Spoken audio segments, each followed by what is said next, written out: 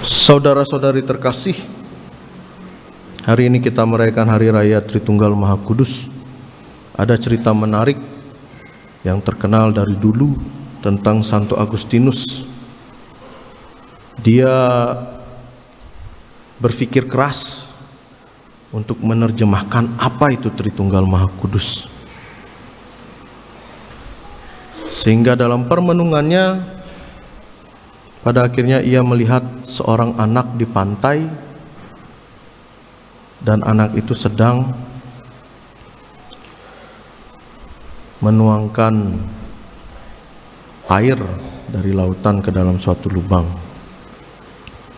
Jadi Santo Agustinus bertanya kepada anak itu, apa yang kamu perbuat itu merupakan hal yang sia-sia. Bagaimana kamu akan menampung seluruh air yang ada di lautan ini pada suatu lubang yang amat kecil?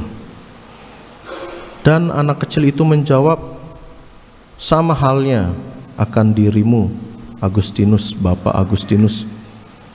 Bagaimana kamu akan mengerti dan menerjemahkan tentang Allah Tritunggal yang amat besar ini ke dalam otakmu yang kecil? Jadi suatu kisah yang amat terkenal. Jadi saudara-saudariku, kebanyakan kita diserang, kebanyakan kita tidak mengerti karena akan arti dari Allah Tritunggal ini, Bapa, Putra, dan Roh Kudus. Kita hanya bisa menjawab, ya, satu Allah tetapi memiliki 3 pribadi. Itu saja yang bisa kita jawab. Karena kebesaran yang amat besar, kita tidak bisa menjelaskan secara lebih terperinci. Kita saja kurang mengerti, apalagi kita memaksakan pengertian itu kepada orang yang sama sekali tidak percaya akan Allah Tritunggal. Jadi percuma saja. Jadi saudara-saudariku yang terkasih, sederhananya Allah Tritunggal itu memberikan suatu hal yang amat baik di dalam kehidupan kita. Mereka bekerja bersama dalam pewahyuan, mereka bekerja bersama dalam keselamatan, dan juga bekerja bersama dalam membimbing umat yang dikasihinya. Jadi Allah Tritunggal mengambil peran yang amat besar sekali di dalam kehidupan kita. Allah adalah suatu relasi kasih. Bagaimana kita membangun relasi dengan orang-orang yang ada di sekitar kita, dengan sesama kita, dan juga membangun relasi manusia kepada Tuhan dan Tuhan kepada manusia. Itulah relasi yang harus terus terjalin, yang harus terus berlanjut, supaya dengan relasi itu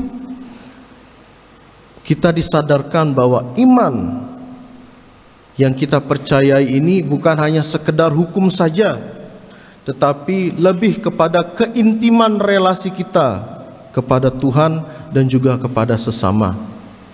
Sebagaimana kita membangun relasi yang baik kepada Tuhan, begitu pula kita harus membangun relasi yang baik kepada sesama kita.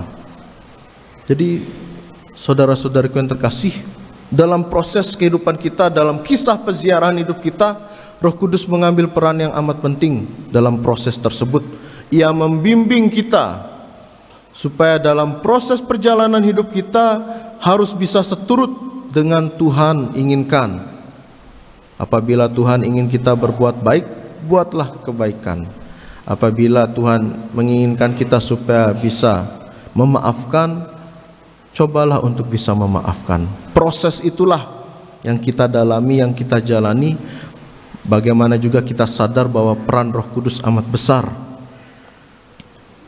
Dalam proses itu juga kita menyadari bahwa Yesus yang kita sembah sampai saat ini, yang kita puja sampai saat ini, dalam bacaan Injil ia mengatakan bahwa segalanya akan kuberikan kepadamu, tetapi kamu belum bisa menanggungnya, menanggung seluruh. Maka oleh karena itu ia tidak memberikan semua kebenaran, semua maksud yang ada dalam ayat-ayat yang kita baca dalam kitab suci, dalam firman-firmannya, tetapi ia ingin supaya kita berproses.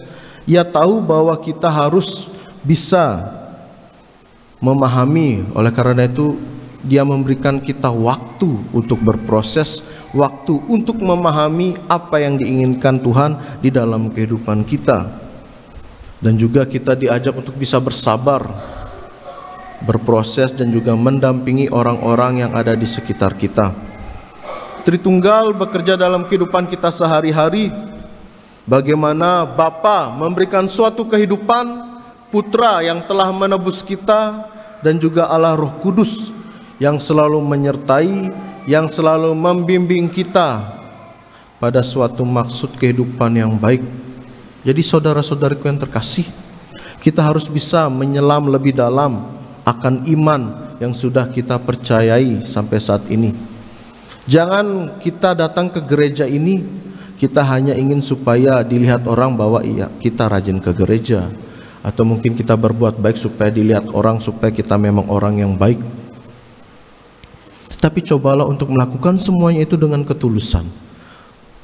Apabila kita datang mengikuti perayaan Ekaristi, kita harus bisa menjadi pribadi yang sadar, fokus akan kehadiran Tuhan di dalam perayaan Ekaristi tersebut, dalam diri seorang imam yang memimpinnya. Jadi ketika firman dibacakan maupun ketika ada konsekrasi di altar, kita harus memfokuskan hati dan pikiran kita. Jangan memfokuskan diri kita untuk mengobrol dengan orang-orang di sekitar kita, atau bahkan untuk main HP, atau yang lebih parahnya tidur lagi. Ya, ngantuk itu sulit sekali ya, ngantuk. Kadang juga para imam juga ngantuk juga. Tetapi bagaimana kita harus bisa melawan semua kehendak tersebut, Bapak Ibu Saudara-saudari semua. Jangan sampai kita pindahkan lagi kasur yang ada di rumah tuh ke gereja lagi, itu lebih parah lagi. Kalau kayak gitu lebih mending itu di Jineng, di parkiran aja, di situ aja kalian tidur, nggak usah ikut misa. Nanti saya kasih perminyakan suci. Jadi saudara-saudariku yang terkasih, lewat pesan Yesus wejangan, perpisahan Yesus kepada para murid, yang memberikan kita banyak pesan. Tetapi saya lebih menekankan untuk 3 hal, yaitu bagi keluarga, sebuah keluarga harus belajar dari Maha Rahimnya Tritunggal, Maha Kuasanya Tritunggal. Bagaimana relasi harus dibangun, relasi yang saling mendengarkan, relasi yang untuk saling memberi dan juga saling menopang. Antara suami istri harus bisa membangun relasi yang baik. Jangan sampai setiap harinya itu wajan berterbangan, piring berterbangan, ataupun pintu dibanting karena 1-2 hal yang sepele, yang sebenarnya bisa diomongkan baik-baik. Antara relasi orang tua dengan anak, jangan sampai anak ini terlalu kurang ajar sampai orang tua bingung untuk menegurnya. Seorang anak, adik-adik semua, teman-teman semua, kalian harus sadar diri. Ketika masih kalian mempunyai orang tua itu, kalian harus bisa mensyukuri. Jangan terlalu banyak menuntut.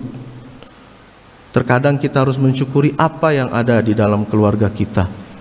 Dan juga mungkin orang tua, memang kita harus memiliki ekspektasi yang besar terhadap anak, tetapi jangan terlalu memberikan penekanan, tetapi arahkanlah mereka kepada jalan yang baik dan benar, sesuai dengan kemampuan yang mereka miliki.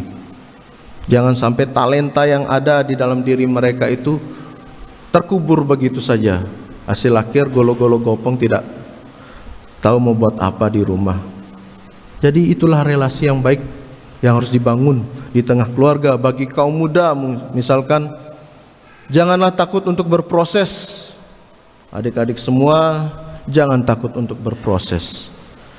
Kalian memiliki mimpi yang amat panjang, mungkin yang sekarang sudah bekerja, kalian memiliki tujuan yang amat mulia, tapi jangan takut berproses. Jangan takut ketika misalkan sudah belajar ujian ini, misalkan sudah belajar dari malam sampai jam 1, bangun lagi jam 4, belajar lagi, pas ulangan blank, pas ulangan tidak tahu jawab, mendapatkan hasil yang kurang baik. Ataupun misalkan kita sudah mempersiapkan diri untuk wawancara kerja, tiba-tiba ketika wawancara kita bingung, gagap, kita bingung untuk jawab seperti apa.